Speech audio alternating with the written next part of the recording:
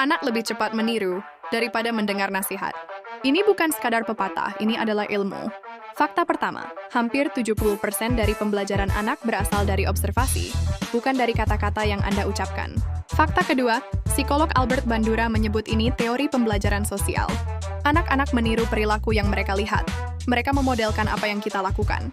Fakta ketiga, mereka akan lebih cenderung meniru perilaku yang mereka lihat dihargai atau dilakukan oleh orang yang mereka anggap keren atau prestisius, seperti orang tua, guru, atau bahkan influencer media sosial. Fakta keempat, penelitian menunjukkan anak yang melihat perilaku agresif dihukum, cenderung kurang agresif. Jadi, tindakan Anda memiliki konsekuensi langsung.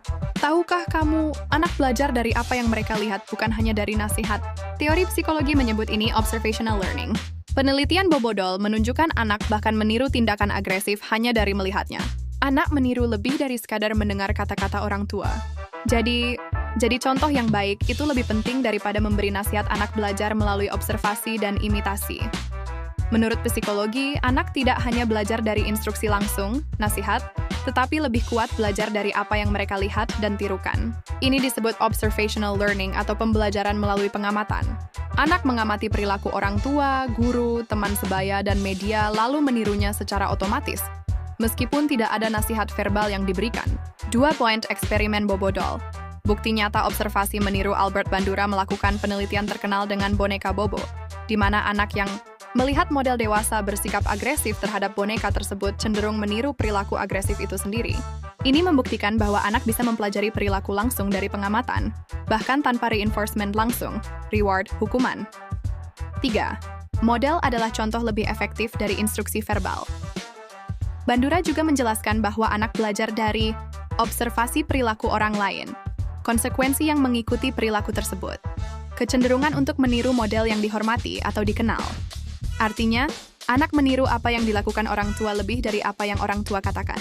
4 tahap proses observasional agar anak meniru. Ada 4 proses penting. 1. Attention, memperhatikan. Anak harus fokus pada perilaku model 2. Retention, mengingatnya. Anak menyimpan gambar atau tindakan tersebut. 3. Reproduction, menirunya. Anak mencoba melakukan perilaku itu. 4. Motivation, ada alasan untuk meniru. Misalnya karena terlihat berhasil atau mendapatkan pujian. Ini menunjukkan kenapa contoh nyata, aksi, lebih mudah masuk ke anak daripada sekadar nasihat kata-kata. 5 anak pun bisa belajar bahkan dari orang yang tidak dikenal. Penelitian menunjukkan bahwa anak bahkan bisa belajar tindakan baru hanya dengan melihat orang lain, termasuk yang tidak dikenal, yang melakukan aksi tertentu, tanpa harus berinteraksi langsung.